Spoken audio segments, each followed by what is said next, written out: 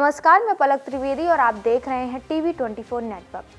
महाकुंभ का समापन बुधवार को हो गया था। गुरुवार को सीएम की मौजूदगी में महाकुंभ मेले क्षेत्र में कई समारोह आयोजित किए गए। इस दौरान मुख्यमंत्री योगी आदित्यनाथ ने 45 दिनों तक चले मेले में 66 करोड़ से अधिक श्रद्धालुओं की दिन रात सेवा करने वाले कर्मियों को सम्मानित करने के साथ ही उन्हें बीमा और बोनस का इनाम भी दिया। विभिन्न कार्यक्रमों के दौरान उन्होंने स्वच्छता, स्वास्थ्य कर्मियों के साथ ही रोडवेज बसों के चालकों और अराजपत्रित पुलिस कर्मियों को 10,000 रुपये अतिरिक्त बोनस देने की घोषणा की। प्रयागराज पहुंचने के बाद मुख्यमंत्री ने सबसे पहले अरैल घाट पर स्वच्छता अभियान का शुभारंभ किया। उन्होंने डिप्टी सीएम के साथ खुद झाड़ू लगाई और गंगा घाट से कचरा उठाया। स्नान घाटों पर श्रद्धालु के छोड़े गए वस्त्र आदि को मुख्यमंत्री ने अपने हाथों से उठाकर लोगों को स्वच्छता के लिए प्रेरित किया। इसके बाद वो संगम घाट पहुंचे, जहां उन्होंने मां गंगा की पूजा अर्चना कर उनके प्रति आभार व्यक्त किया। इस दौरान सीएम ने प्रवासी पक्षियों को दाना खिलाया और संगम स्नान के लिए पहुंचे श्रद्धालुओं का अभिवादन भी किया। इस मौके पर उप मुख्यमंत्री केशव प्रसाद मौर्य, ब्रिजेश पाठक, जल शक्ति मंत्री स्वतंत्र देव सिंह, कैबिनेट मंत्री दयाशंकर सिंह, अनिल राजभर, मुख्य सचिव मनोज कुमार सिंह, डीजीपी प्रशांत कुमार, मुख्य सचिव संजय प्रसाद, डीएम मेला विजय किरण आनंद, विधायक दीपक पटेल आदि लोग मौजूद रहे। महाकुंभ मेले में राष्ट्रपति द्रौपदी मुर्मू और प्रधानमंत्री नरेंद्र मोदी से लेकर कई राज्यों के मुख्यमंत्रियों, फिल्म सितारों और खेल जगत, उद्योग जगत की हस्तियां तक ने संगम में डुबकी लगाई और प्रदेश सरकार द्वारा की गई व्यवस्थाओं की सराहना की। इस महाकुंभ में नदियों के संगम के साथ ही प्राचीनता और आधुनिकता का भी संगम देखने को मिला, जिसमें एआई से युक्त कैमरों,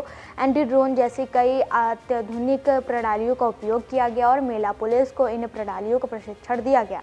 हालांकि ये मेला कई विवादों को लेकर भी चर्चे में रहा, जैसे फिल्म अभिनेत्री ममता कुलकर्णी का महामंडलेश्वर बनना और उनको लेकर विवाद खड़ा होना। इसके अलावा गंगा जल की शुद्धता को लेकर राष्ट्रीय प्रदूषण नियंत्रण बोर्ड की रिपोर्ट और फिर उस पर सरकार के हवाले से कई वैज्ञानिकों द्वारा गंगा जल की शुद्धता की पुष्टि करना भी चर्चे में रहा।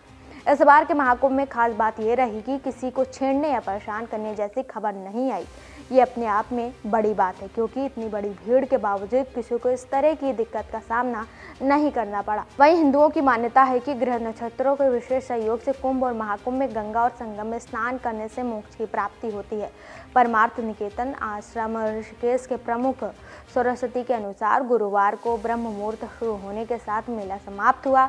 इस मेले के लिए एक नया जिला महाकुंभ नगर अधिसूचित किया गया और मेला संचालन के लिए जिला मजिस्ट्रेट और वरिष्ठ पुलिस अधीक्षक समेत पुलिस और प्रशासन की नियुक्ति की गई। ये प्रदेश का 76वां स्थायी जिला है। महाकुंभ में मेले से सभी 13 अखाड़ों ने 3 प्रमुख पर्वों मकर संक्रांति, मौनी अमावस्या और बसंत पंचमी पर अमृत स्नान किया। हालांकि मौनी अमावस्या पर भगदड़ की घटना के बाद अखाड़ों का अमृत स्नान अघर से लटक गया था, लेकिन अंत में अखाड़ों के साधु संतों ने अमृत स्नान किया और बसंत पंचमी स्नान के साथ वे मेले से विदा हो गए।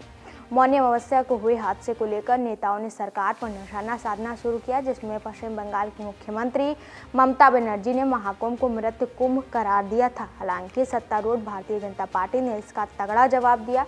वहीं समाजवादी पार्टी और कांग्रेस ने प्रदेश सरकार पर भगदड़ में मृतकों की संख्या छिपाने के भी आरोप लगाए। सपा समेत विपक्षी दलों ने श्रद्धालुओं की संख्या पर भी सवाल खड़े किया, लेकिन सरकार ने 1800 एआई कैमरों समेत 3000 से अधिक कैमरों, ड्रोन और 60,000 कर्मचारियों के हवाले से श्रद्धालुओं की सही संख्या बताने की बात कही। एक वरिष्ठ अधिकारी ने बताया कि श्रद्धालुओं की संख्या का मिलान करने के लिए एआई कैमरों के साथ ही हम रोडवेज, रेलवे और हवाई अड्डे के अधिकारियों के साथ नियंत्रण संपर्क में रहें। वहीं सोशल मीडिया के चर्चित चेहरों में हर्षा रिझारिया, माला बेचने वाली युवती मोनालिसा और आईआईटी बाबा के नाम से प्रसिद्ध अभय सिंह ने भी इस मेले में खूब सुर्खियां बटोरी। महाकुंभ के आयोजन को लेकर प्रदेश सरकार शुरू से ही गंभीर रही और मुख्यमंत्री योगी आदित्यनाथ 45 दिनों में 10 बार महाकुंभ नगर आकर व्यवस्थाओं का जायजा लिया। इसके अलावा उन्होंने लखनऊ और गोरखपुर में नियंत्रण कक्ष से मेले पर पैनी नजर रखी। बता दें कि पौष पूर्णिमा से महाशिवरात्रि तक के ये आयोजन 66 करोड़ से अधिक सनातनियों के समागम का साक्षी बना। सीएम योगी आदित्यनाथ ने प्रयागराज पहुंचकर सफाईकर्मी, पुलिसकर्मी और यूपी रोडवेज बस कर्मियों को सम्मानित किया। वहीं योगी ने प्रयागराज महाकुंभ में सुरक्षा ड्यूटी में तैनात 75,000 पुलिसकर्मियों को महाकुंभ सेवा मेडल के साथ 10,000 रुपए के स्पेशल बोनस का ऐलान किया।